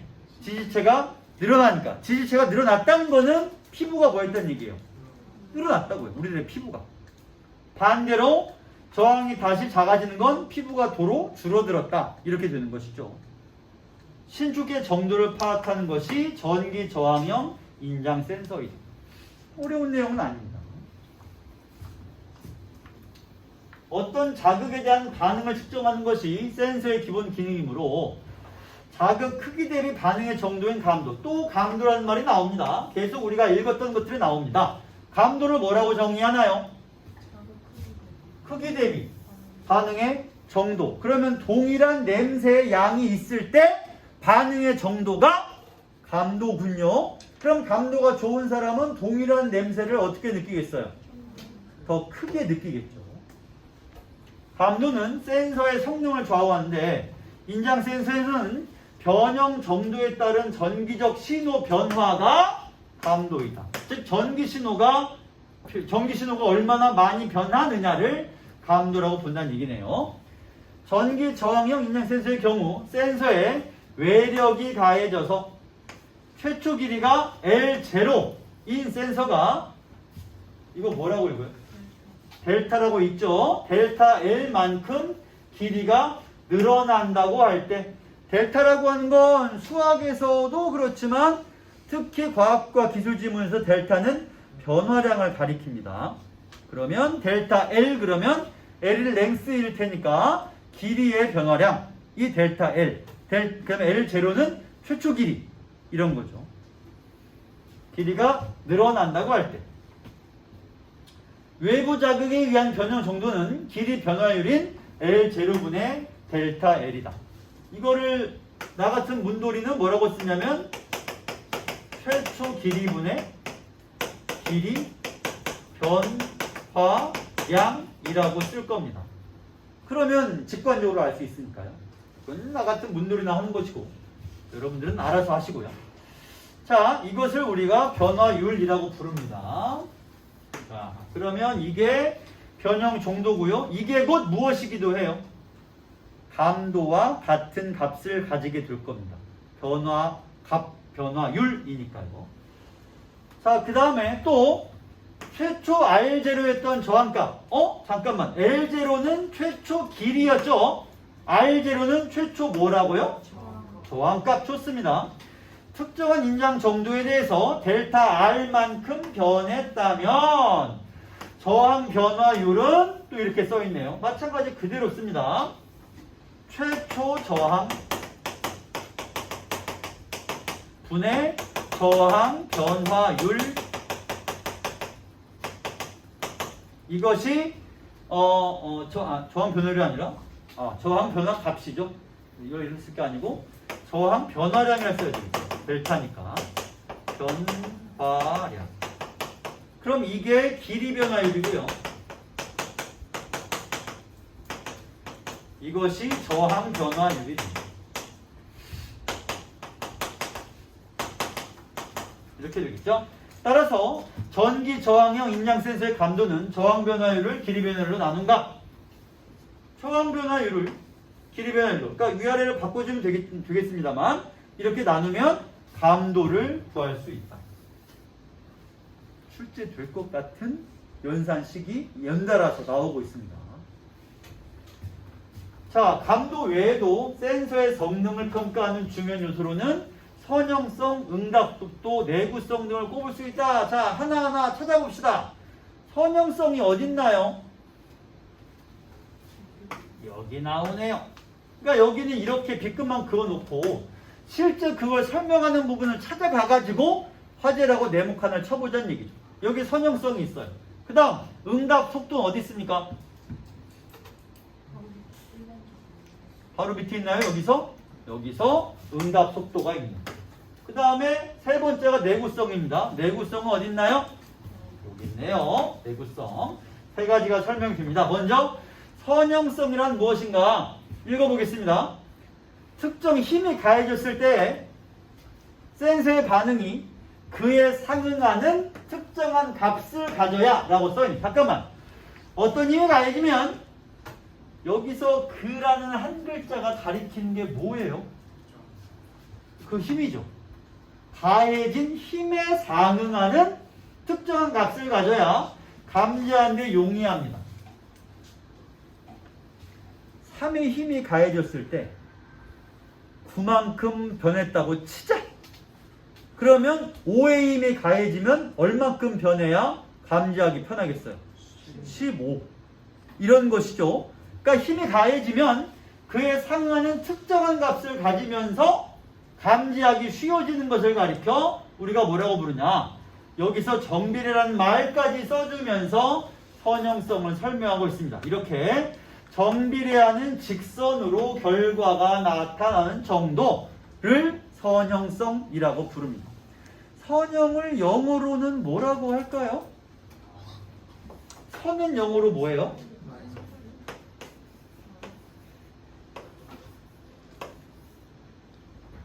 이게 선형성 혹은 선형의, 선형적인 이란 뜻의 영단어입니다. 그리고 이거를 콩글리시로 읽으면 리니어라고 읽거든요. 그래서 과거에 한참 유행했던 게 리니어가 앞에 붙은 대부분의 전기 기기들, 리니어 에어컨, 리니어 선풍기, 리니어 청소기, 리니어 세탁기. 왜 그랬냐면 이 리니어가 앞에 붙은 것들은 조작 패널에 1단계, 2단계, 3단계를 지정하면 딱 그만큼씩만 속도 혹은 뭐 건조 정도 혹은 냉기 이런 게 딱 올라갔어요. 그래서 리니어라는 말이 한창 유행을 과거에 했었죠. 그러다가 그 다음 나온 게 이제 자연풍이라는 게 나옵니다. 자연풍이라고 하는 에어컨이나 선풍기는 리니어랑 뭐가 다르니? 여러분이 쓴 선풍기에 자연풍 기능이 한 번도 본 적 없어요? 그러면 본 적이 없어요? 있어요? 있어요. 그럼 누르면 어떤 바람이 불어요? 자연풍. 하우스 티어리가 반영된 거예요. 그게 무슨 얘기냐면 리니어 선풍기는 1단을 누르잖아요. 1단만큼 바람이 세요. 2단 누르면요. 2단만큼. 3단 누르면 3단. 그게 리니어한 거예요. 선형적인 거예요. 자연풍 누르면요. 0, 1, 2를 자연스럽게 말 그대로 자연풍처럼 왔다 갔다 합니다. 따라서 선형적이지 않죠. 제멋대로니까. 그게 이제 카오스 이론, 이른바 혼돈 이론에서 살짝 따온 거죠. 제멋대로 왔다 갔다 하게 놔두는 거예요. 그게 더 자연풍에 가까우니까. 이게 정말 유행에 따라서 전자기기도 계속 트렌드가 바뀌어요. 근데 이런 선형성이라는 트렌드가 있었죠. 자, 무슨 뜻이 여기 써 있고요. 다음, 일반적으로 응답 속도는 센서의 외압이 가해졌을 때 이에 상응하는 정상 선택값의 90%에 도달하는 데 걸리는 시간, 이 값은 작을수록 좋아. 읽었어, 안 읽었어? 오늘. 언제? 맨 처음 지문에 가스 센서에서 이 말이 그대로 써 있었죠. 50%에서 90%. 이름까지 똑같았죠? 응답 속도. 정확히 똑같았습니다. 내구성도 똑같습니다. 얼마나 오랜 반복적 신축 이후까지도 센서가 최초 신축 시 나타냈던 신호값을 그대로 재현할 수 있느냐. 이것도 첫 지문에 나왔었죠. 어떤 내용이었어요? 그거는 회복 시간. 다시 말해 가스가 유지 상태였어요. 즉 가스가 센서에 붙어 있다가 탈착되는데 걸리는 시간. 그래야 새로 써먹을 수 있으니까 그 말도 이거 그대로 나오니 반복적 신축을 해도 계속해서 다시 줄어들면 줄어드는 길이만큼 줄어들었다가 늘어났다가 또 줄어들면 그 길이만큼 줄어들었다가 이런 거죠. 여러분이 입고 있는 대부분의 옷은 시간이 지나면 어떻게 되니? 늘어나서 나중에는 빨아도 다시 줄어들지가 않죠. 그러다가 건조기나 돌리면 또 그냥 바짝 줄어들었다가 또 늘어나고 소매 같은 건 줄어들지도 않죠. 그럼 그런 거는 내구성이 좋은 거야, 나쁜 거야? 내구성이 정말 좋은 옷은 어떻게 된다는 얘기예요? 아무리 늘어났다가도 다시 원상태로 돌아갈 수 있다라는 뜻이 되겠네요. 그게 내구성. 세 가지를 얘기했습니다. 선형성, 응답속도, 내구성. 자, 그 다음 전기 저항형 인넷에서 달리 앞에 그림에서 부도체인 지지체가 있었습니다. 밑에 판때기 같은 거요. 위아래로 전도체인 나노선을 배치하게 되면 샌드위치 구조를 만들 수 있다. 그러면 앞에 있는 그림 기준으로 했을 때 위에도 나노선이고 밑에도 나노선을 추가로 한번 더 다는 거죠. 그거 왜 필요한 거예요? 이때 지지체는 나노선을 지지하는 역할과 더불어 양과 음의 전하가 각각 두 전도체에 저장될 수 있게. 질문, 이 말은 왜 필요해요? 각각이라 했으니 지지체 위아래의 나노선은 전하가 섞여요? 나뉘어요? 나뉘겠죠. 양과 음이 각각이니까요. 위가 양이라면 아래가 음이고 위가 음이라면 아래는 양이겠습니다. 이 구조에서 센서가 인장됨. 인장이 무슨 말이라고요? 모르나? 인장이 무슨 말이에요? 우리가 지금 공부하는 센서 이름이 뭐야? 인장 센서. 그게 뭔데? 늘어났다가 줄어들었다가. 부장이라니. 떼끼. 이 양반이 지금 가장 핵심적인 내용을 딴소리를 하고 있어. 센서가 늘어나고 줄어들음에 따라서 위아래로 배치된 두 전도체가 있죠. 저장된 전기 용량의 변화를 측정하는 방식의 센서를 전기 용량의 인장 센서. 질문. 이 센서는 앞의 센서에 비해서 어떤 점이 결정적으로 달라요? 위아래 큰 차이점이긴 하지만 결정적 차이점은 아닙니다. 더 결정적 차이점. 무엇을 측정한다고요? 앞에 거는요? 앞에 거는 신축성 아니야. 저항의 변. 이번 시간 내내 우리가 센서에 대해서 무슨 얘기를 하고 있어요? 무엇을 검지해서 전기신호로 바꾸느냐를 말하고 있습니다. 그럼 앞에 센서는 저항의 변화를 검지하고 이거는 용량의 변화를 검지한다. 아니 센서의 기본을 계속 똑같은 얘기를 하고 있는데 거기다 집중하지 않으면 곤란합니다. 자, 목적어 무엇을 측정하느냐라는 거죠. 그럼 용량의 변화라니 무슨 말입니까? 여기서 측정한 전기 용량은 단위 전압당 물체가 저장하는 전하의 양을 말하는데 이는 전극의 면적에 비례하며 전극 사이의 거리에는 반비례한다. 면적에는 비례하며 거리에는 반비례한다. 자, 그러면 이 그림을 보실까? 현재는 위에만 있잖아요. 샌드위치 방식은 어디에도 있다는 얘기죠? 아래. 그리고 위쪽과 아래쪽의 전하가 같은 극이야, 다른 극이야? 하나가 양극이면 하나 음극, 하나가 음극이면 하나 양극입니다. 그럼 이 두 개를 우리가 뭐라고 부를 수 있을 거냐면 전하를 띄고 있는 극, 줄여서 전극이죠. 그리고 지금 읽은 바에 따르면 전하 용량은 전극의 거리에 반비례합니다.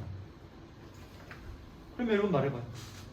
얘를 쫙 늘렸어. 그러면 얘와 얘 사이의 거리가 어떻게 되어 있어요? 이게 고무판 같잖아. 이거를 이만큼을 늘렸다고. 그럼 이 상태에서 위와 아래의 거리가 있겠죠. 얘를 쫙 늘렸어. 그럼 위와 아래의 거리가 어떻게 돼요? 줄어들겠죠. 고무판이니까. 그러면 거리가 줄어들었으므로 반비례해서 반비례한다 그랬죠? 거리가 줄어들었으니까 줄어든 만큼 전하 용량 어떻게 돼야 돼요? 반비례하니까 거리가 줄어들면 전하는 커져요. 용량. 자, 그 내용이 나올까요? 봅시다. 만약 전압을 걸어준 상태에서 센서의 길이가 늘어나게 되면 나노선의 총 면적은 변함이 없지만 면적이랑 비례 안 됐는데 면적은 변함이 없어. 그러나 지지체의 두께가 얇아집니다. 따라서 전극 사이의 거리가 줄어들게 된다. 이 순간 전기 용량의 변화를 측정한다고 써 있습니다. 그러면 앞에서 거리와 반비례한다 라고 했으니까 거리가 줄어들면 전기 용량은 변화라고 얍삽하게 말했지만 증가한다 라고 해야 되겠네요. 지지체의 길이가 변화한 정도를 파악할 수 있다. 이때 감도는 전기 용량 변화율 대비 지지체의 길이 변화율, 감도를 구하는 연산식도 써 있습니다. 용량 변화율 대비 길이 변화율로 정의되며 일반적인 성능을 판단한 요소들은 전기 저항용이랑 똑같다. 다른 점은 무엇을 검지하느냐. 저항형은 저항을 검지하고 용량형은 용량을 검지한다. 이렇게 되겠습니다. 자, 그러면 질문이 마무리가 됐죠? 문제가 4문제 있습니다. 문제 푸는 시간은 넉넉하게 주겠습니다. 조금 어려운 문제가 있어서요. 자, 풀어보세요.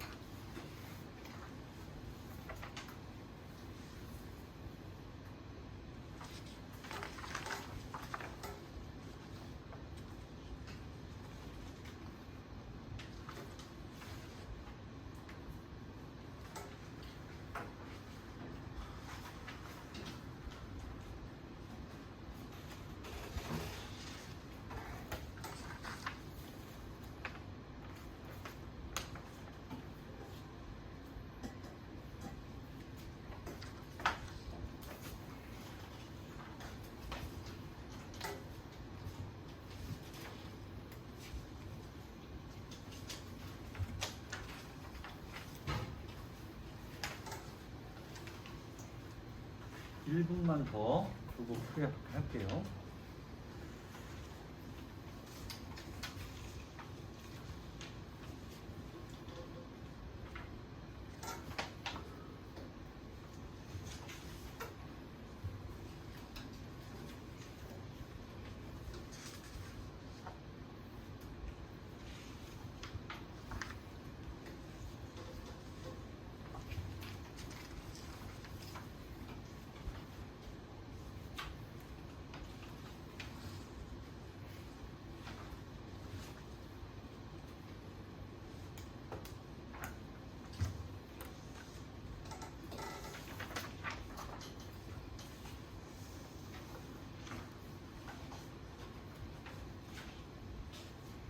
자, 먼저 18번부터 보겠습니다. 잘못된 설명을 고르라. 어느 걸까요?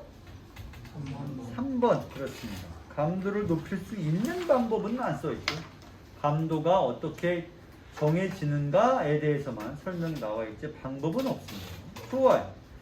문제 19번으로 가봅시다. 뭔가 그럴듯한 사진이 있습니다. 이게 신형 수화라고 하니까 이런 건 진짜 필요하겠죠.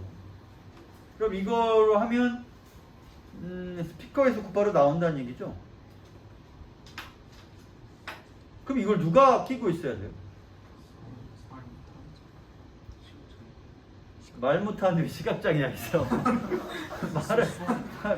말 못하시는 분들은 우리가 뭐라고 부르지? 벙어리라는 건 이제 비하적인 표현이고요.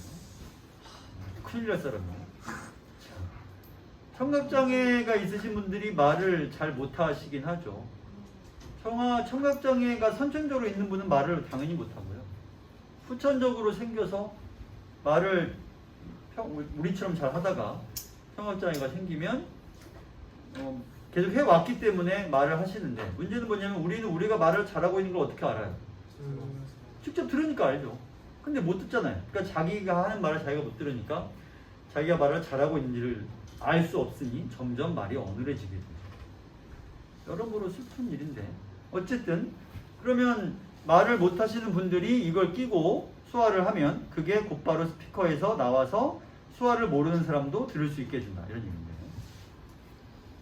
자, 칠판 보시고 우선 써있는 것처럼 오른손 검지를 2단계에 걸쳐서 구부린다고 되어 있습니다. 2차례 반복하는 거고요. 그러면 여기서 두 단계에 걸쳐 구부리는 걸 2번 한다 그랬죠. 2단계가 어디겠어요? 그러면 여기하고 여기, 그 다음에 여기하고 여기. 따라서 여기가 구부리는 거고 여기도 구부리는 거네요. 여기가 구부리는 거고 여기도 구부리는 거죠. 그러면 이 빨간 부분은 뭐 하는 동작이야? 이 부분은 펴는 동작이죠. 따라서 여기를 기준으로 여기까지가 구부리는 동작이고 여기가 펴는 동작일 겁니다. 그러면 이 밑에 다시 말해 저항 변화율이 0인 여기도 있겠죠? 그럼 여기는 현재 어떤 상태인 거예요? 구부리기 전이니까 무슨 단계야? 펴 있는 단계죠. 따라서 여기 이런 게 아니에요. 지금 이거라고 하면 곤란합니다. 또 여기는 쫙 펴져 있고 그 다음에 어디를 보란 얘기예요? 검지손가락의 맨 아랫마디에 여기가 아니라 손등과 이어진 부분에 맨 아랫마디를 보란 얘기죠. 그럼 여기가 쫙 펴 있다가 B는 어떤 상태예요? 한 번 구부리고 C는 이런 식으로 구부린 거죠. 혹은 이렇게 구부린 게 되겠죠. 그러면 이쪽의 피부가 이렇게 구부리면 늘어나 있는 상태가 여기까지입니다. 여기 상태에서 뚝 펴면 한 번에 쫙 펴면 이렇게 내려와서 도로 일직선으로 펴지는 단계가 여기가 그 일을 한 번, 2번 했는데 여기는 똑같으니까 완전히 구부린 건데 이렇게 여기는 좀 더 높고 여기는 좀 더 낮습니다. 그러면 이게 변화율이 저항 변화율을 이쪽이 높고 이쪽이 낮은데 쫙 편 게 여기잖아요. 그럼 여기가 더 쫙 편다. 완전히 구부린 게 여기잖아요. 그럼 여기보다 여기가 더 구부린 상태야, 편 상태야, 상대적으로. 구부림에 얘가 더 가깝죠. 그럼 얘와 얘는 둘 중에 어느 게 더 구부려져 있어? B가 구부러져 있고 얘가 덜 구부러져 있겠습니다. 편관 똑같고요. 1번 C와 F에서 해당 센서가 측정한 저항값은 공통적으로 약 7.25옴이겠군. 그거 어떻게 알아요? 어떻게 알지? C는 어디 있어요? 여기 있습니다. 변화율이 얼마인데? 0.8. F는 0.8. 그런데 변화율은 어떻게 구해? 여기 있네. 누가 썼지? 최초 저항이 얼마예요? 4분의 저항 변화량을 계산하면 저항 변화율이 얼마? 0.8. 그럼 이게 얼마여야 돼? 3.2.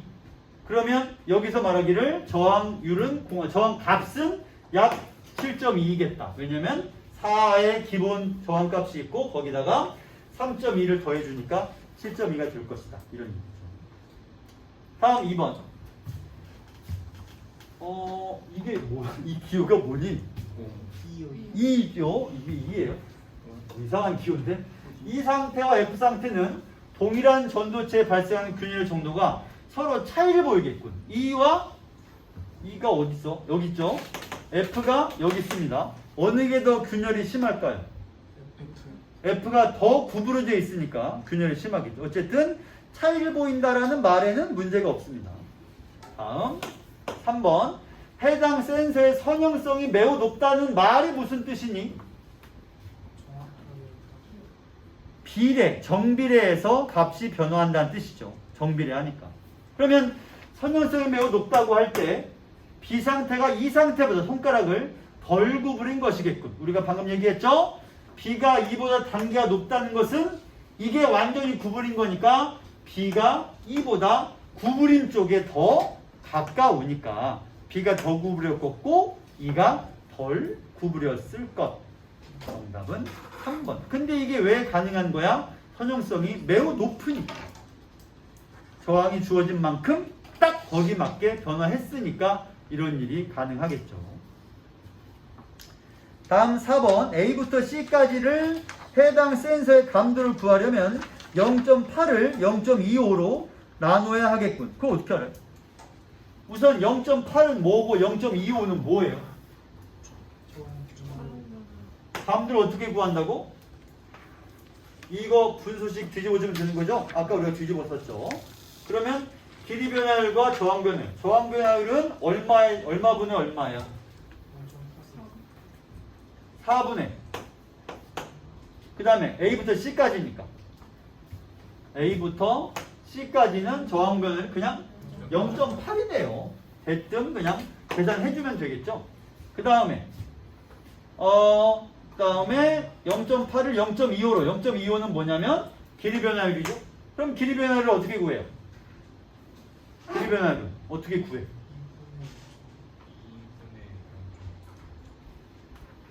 그 값을 어떻게 알아낼 수가 있어요? 보기에 써있죠. 보기에 끝에 보시면 원래는 2cm. 완전히 구부리면 2.5cm. 그럼 최초 길이가 얼마예요? 2. 여기는 얼마예요? 왜? 길이 변화량이니까 2.2가 2.5가 됐으므로 0.5만 변화량으로 취급해줘야 되겠죠. 따라서 2분의 0.5 이렇게 구해가지고 식을 세워보면 답을 이렇게 구할 수 있겠죠. 마지막 5번 선지. 저항값이 변화하는 정도는 A에서 C로 바뀔 때 저항값이 변화하는 정도보다 작겠군. 왜요? 10%라는 수치는 어떻게 나왔어요? 아니 그러니까 왜 10%냐고. 여러분 지금 3번 골라서 맞힌 거 아니에요? 네. 그럼 5번이 왜 옳은지 말하려면 맥박에 의한 피부의 길이 변화하고 A, B, C로 바뀔 때 길이 변화를 어떻게 아냐고요. 맥박이란 말이 지문에 어디 써 있었어? 작은 움직임에 포함되어 있었죠. 그리고 지금 이건 뭔데? 왜? 이게 뭐기 때문에? 관절의 움직임이니까. 그래서 이 5번 선지를 제대로 이해하기 위해서는 맥박 그리고 관절 이 두 가지가 지문에 있다는 것을 기억해내서 링크를 찾았어야 5번이 올바른 선지임을 알았다라고 할 것이고, 답이 3번인 건 알았지만 5번은 그렇게는 몰랐는데요? 그러면 그건 제대로 푼 게 아니죠. 맥박과 관절, 이게 지문 속에 써 있었죠. 이렇습니다. 그러니까 이런 식의 적용 문제를 풀 때 뭐 해야 된다는 얘기예요. 지문과의 링크를 찾아야 한다는 얘기죠. 다음, 이게 이제 19번이 넘어갔지? 그 다음에 20번 문제입니다. 옳은 것을 고르라 라고 써있네요. 인장 센서 가와 나는 모두 전기 용량형 센서입니다. 오케이. 가압도나 선형성은 똑같고요. 응답 속도 측정해봤더니 가는 0.07, 나는 0.3. 어느 게 더 좋은 거야? 가예요. 빠르게 측정할 수 있으니까요. 그 다음에 10만 번 테스트 나와 달리 가는 측정값이 동일했다. 어느 게 좋은 거예요? 가. 둘 다 가가 좋네요. 가가 비싸겠죠. 자, 그러면 1번 선지는 틀린 선지네. 가와 나가 뒤바뀌어야 되겠죠. 자, 다음 2번은 올바른 선지인가요? 틀린 선지인가요? 올바른 선지라고요. 왜요? 지문에 전극 면적값은 변하지 않는다라고 대놓고 써 있었습니다. 전극이 지금 뭐예요? 이 그림에서, 아까 그림에서 전극이 뭐였어? 전도체인 나노선이 전극이라는 걸 아까 설명했고 우리가 얘기했잖아요. 그리고 그것의 값은 변하지 않는다라는 말이 지문에 그대로 나와 있어요. 어디인지 찾아줘야 돼요? 어디 있어요? B의 밑으로 하나, 둘, 셋, 넷, 다섯 줄, 여섯 줄 읽어보면 총면적은 변함이 없지만 이라고 나와 있습니다.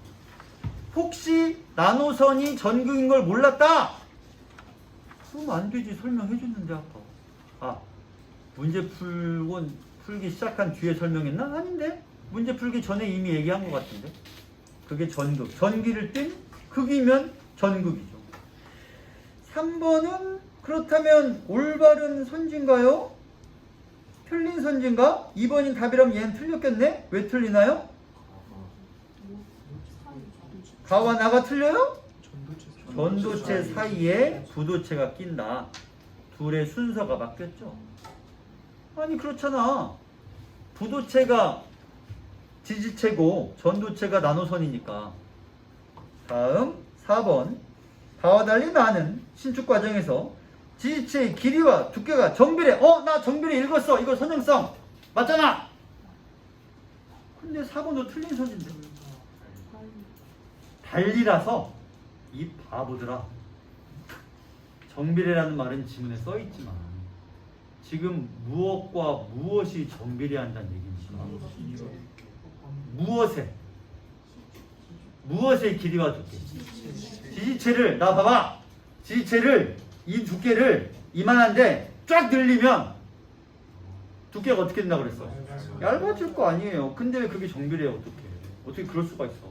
쫙 늘렸는데 더 두꺼워진다고? 말이 되니? 자, 거들 얘기합니다. 정비례란 말이 선 지문에 써 있으니까 나 이거 봤어. 하다가는 틀린다는 얘기죠. 정확히 파악해주고 꼼꼼히 확인해야 됩니다. 2번이 답이라는 걸 몰랐으면 4번 읽으면서 이거 맞는데 라거나 달리 같은 걸 보고서 딴 생각을 하게 되는 것이죠. 그럼 5번도 틀렸다는 얘기예요? 5번 왜 틀려요?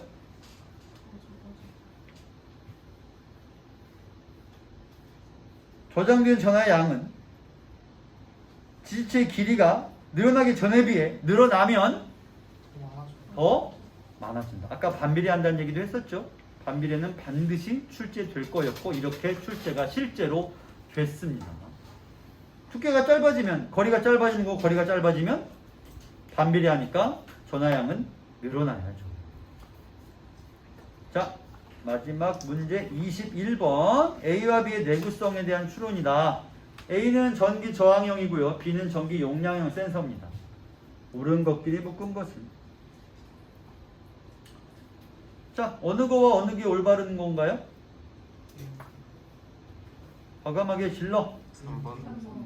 3번이면 니은과 디귿이라고? 네. 정답입니다. 그럼 기억은 왜 틀려요? 내구성이 좋아진다는 건 말이 안 되겠죠. 균열이 늘어나면 그만큼 내구성이 나빠지면 나빠졌지 좋아질 일은 없어야죠. 물론 추론이긴 합니다. 그럼 리얼은 또 왜 틀려요? 전압을 거는 거랑 내구성이랑 아무런 상관이 없습니다.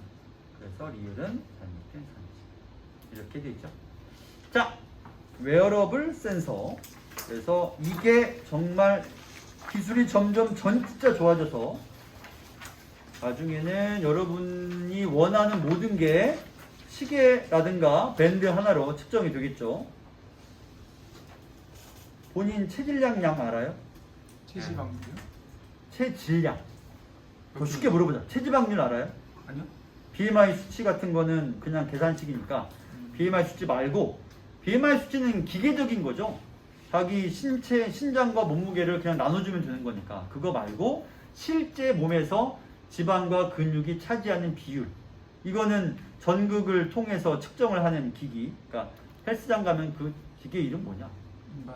아, 인바디. 어디는 공짜로 해주지만 또 어디는 돈 받고 해주죠. 그거 해야 아는 거죠. 그 인바디를 포함해서 모든 신체의 어떤 각종 물리량들을 시계 하나로 실시간으로 변화를 알아낼 수 있다. 그럼 이거는 엄청난 시장이죠. 하다못해 나처럼 조각 케이크를 여기다 보고 군침만 줄줄줄 흘리면서 아메리카노 주세요. 아메리카노만 주세요. 달지 않은 거 뭐 없어요? 이렇게 물어보는 일은 없겠죠. 케이크를 주문해서 한 스푼 떠서 먹고 시계를 보는 거죠. 그러면 실시간으로 변화하는 수치들을 알 수 있을 테니까 오케이 여기까지 하고 그 이상은 굉장히 비참하다. 갑자기 사람이 비참해진다. 그래서 이런 기기가 나올 수 있겠다는 겁니다.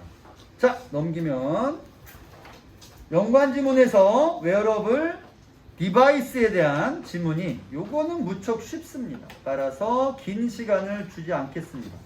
8분만 드릴 테니까. 자, 준비하시고 8분입니다. 시작.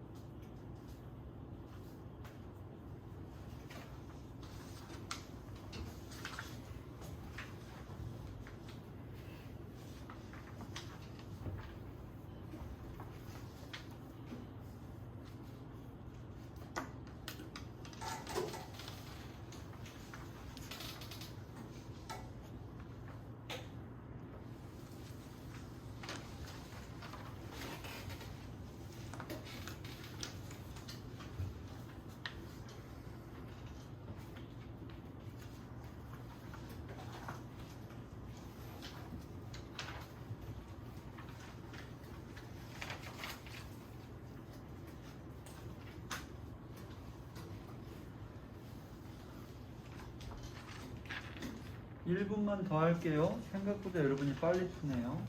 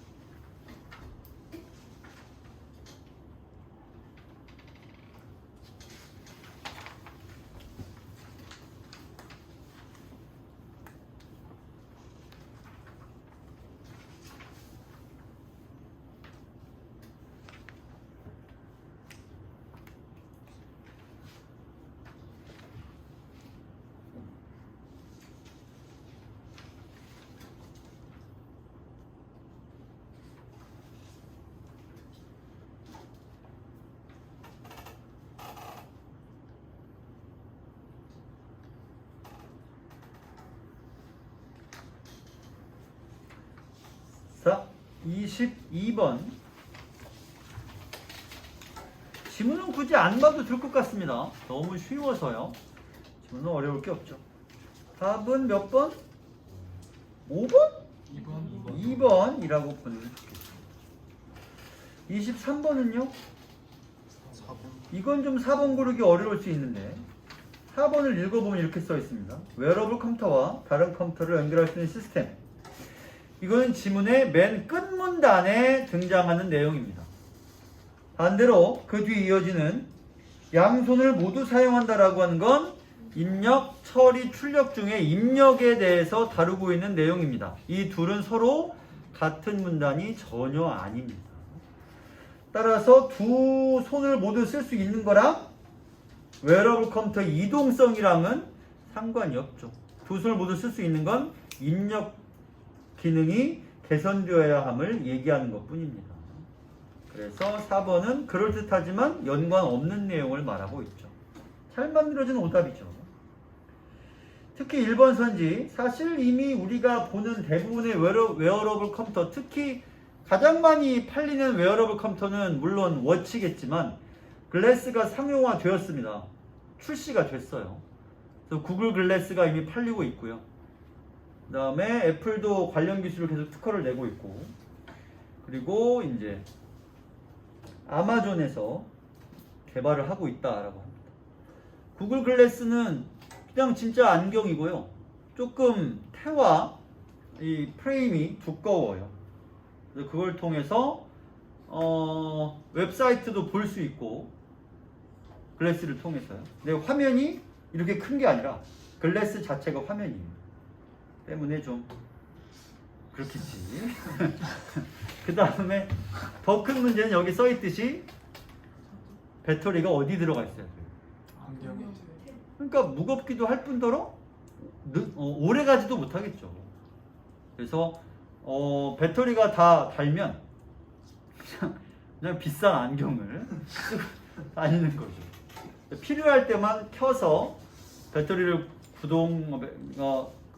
컴퓨터를 구동해서 배터리를 소모하겠습니다만 정말 효율적인 배터리가 나오지 않는 이상은 어렵겠고, 스마트폰의 경우에도 이미 접었다 폈다 할 수 있는 기술이 개발된 지 한참 지났음에도 불구하고 아직 필요한 건 뭐냐면 접었다 펼 수 있는 배터리는 개발이 안 됐기 때문에 우리가 상상하는 것 같은 스마트폰은 아직 못 나오고 있는 거죠.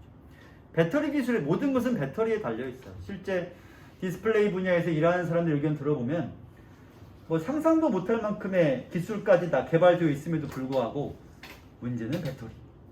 항상 배터리. 그리고 배터리와 화면이 특히 얇아질수록 무슨 문제가 더 심각해지냐면 발열입니다. 열을 잡을 수가 없죠. 그래서 지금 폴드 말고 뭐죠? 더 작은 거? 플립의 경우에도 발열이 심각한데 발열을 잡는 것도 또 기술이 되겠죠. 그런 지문도 있는데 뭐 기회가 있겠죠. 24번은 몇 번인가요? 3번. 왜 틀려요? 3번이? 입력과 출력 말고 무슨 단계가 필요하대요? 입력과 출력 사이에 뭐가 있어? 지문에 써 있어. 입력과 출력 사이에 뭐가 있어? 처리가 있어야죠. 프로세서가 일을 해야지. 프로세서는 그럼 뭐해 임마? 입력과 출력만 하면 프로세서는 뭐하니? 할 게 없는데. 그래서 프로세서는 필요한 거죠. 자, 오늘의 마지막 지문입니다. 야, 오늘은 6지문을 훌륭한데 문제는 이 마지막 지문이 좀 어렵다 한데 어렵습니다. 시간은 12분, 짧고 3문제지만 12분 드립니다. 준비하시고 마지막입니다.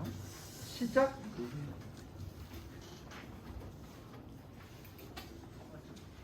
자, 풀이 시작하겠습니다.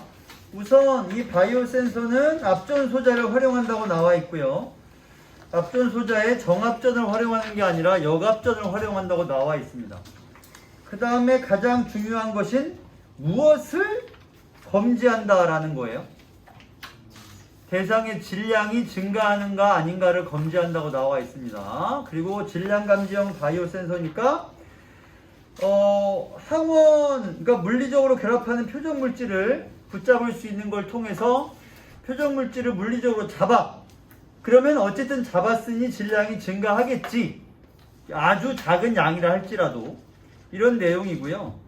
그 다음에 왼쪽 맨 아래쪽을 잠깐 보시면 18쪽의 왼쪽 맨 아래를 잠깐 보면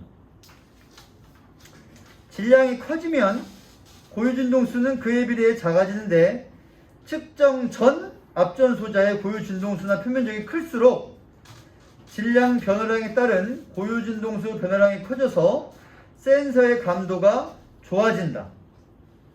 그러면 센서의 감도를 좋게 하기 위해서 어떤 상태여야지 될까요? 질량이 어때야 되나요? 작아야 되죠. 그래야지만 질량 변화량이 커서 감도가 좋다. 이런 얘기가 나와 있습니다. 자, 그럼 먼저 25번. 잘못된 걸 고르라. 어느 건가요? 4번. 왜요? 오히려 어긋나서 배열되어 있는 게 먼저죠. 그래서 배열되어 있다가 규칙적으로 배열되어 있다가 부분이 어긋난 선지가 되겠습니다. 5번의 중합 효소 연쇄 반응법이란 PCR을 말하죠. 그 다음에 26번입니다. 기억은 기존 방식의 한계를 극복하는 겁니다. 그러면 뭐가 있어요? 어떤 것들이 한계로서 제시되어 있어? 아니, 그러니까 기존 방식의 한계가 뭐들이 있냐고요? 어떤 한계들? 기억에서 역으로 올라가 보자. 거꾸로. 큰 장비, 많은 비용. 과정이 복잡해. 전문적이야. 또 있나요? 위로 쭉 올라가 보면 시간도 문제죠. 그래서 신속한 측정이 필요하다. 물론 정확성도 필요합니다. 기억 바로 뒷줄에 정확한이란 말이 써 있거든요. 그렇다면 26번에 지금 우리가 말한 것들이 아닌 걸 찾으면 됩니다. 어느 건가요? 5번. 그렇죠. 동시에가 아니라 특정 물질만 찾는다고 했으니까 5번이 아닌 거죠. 자, 그 다음 27번입니다. 연구팀이 바이러스 A를 정량적 추정할 수 있는 PNA 기반 질량 감응형. 질량 감응형은 일치합니다. 문제는 이건 핵산이라는 거죠. 그러면 핵산에 대한 설명은 지문에 안 나와 있고 지문에는 뭐에 대한 설명이 나와 있냐면 단백질에만 결합한다가 나와 있습니다. 핵산이 아니란 단백질이죠. 그걸 생각하고 우리가 읽어야 되겠고 시간은 30분이라고 되어 있네요. 자, 1번은 잘못된 선지입니다. 왜요? 방금 말했죠. 단백질이 아니라 핵산이다. 방식이 두 개였잖아요. 핵산과 결합하는 거, 표면 단백질과 결합하는 거. 근데 이거는 PNA라고 핵산이니까 지문에 써있는 앞타머, 즉 표면 단백질과는 상관이 없습니다. 2번 선지도 마찬가지로 앞타머가 잘못된 선지가 되겠죠. 그러니까 거기서부터 어긋났으면 아예 1, 2번을 구별해내기 어려웠을 거예요. 3번은 야, 이거 어긋난 이유 알겠냐? DNA 이용하는 건 맞아요. 왜냐면 핵산이니까 그렇죠. 그러면 확인할 수, 우리가 틀린 이유로 말할 수 있는 건 양을 측정할 수 없겠군. 여기일 텐데, 정량적으로 그렇죠. 보기에 첫 줄에 써 있거든요. 정량적으로 라는 말이 있습니다. 그래서 3번도 어긋난 선지. 4번은요? 화학적 반응에는 금 방막이 필요한 이유가 지문에 금은 화학적으로 안정적이어서 라고 써 있습니다. 그럼 5번이 답이냐? 5번을 보면 앞전 소재 표면적이 크다면 양이 극히 적어도 표면적이 크다고 하는 것이 감도를 높이는 방법 중에 하나였죠. 그러니 표면적이 크므로 감도를 높여. 그럼 뭐 할 수 있어? 양이 적더라도 검지할 수 있다는 말이 거기 써 있는 진동수가 작아짐을 확인할 수 있다는 거죠. 그게 검지 가능하다, 측정 가능하다 라는 말의 뜻이죠. 28번의 답은 1번입니다. 자, 나 보시고요. 이거 꺼주세요.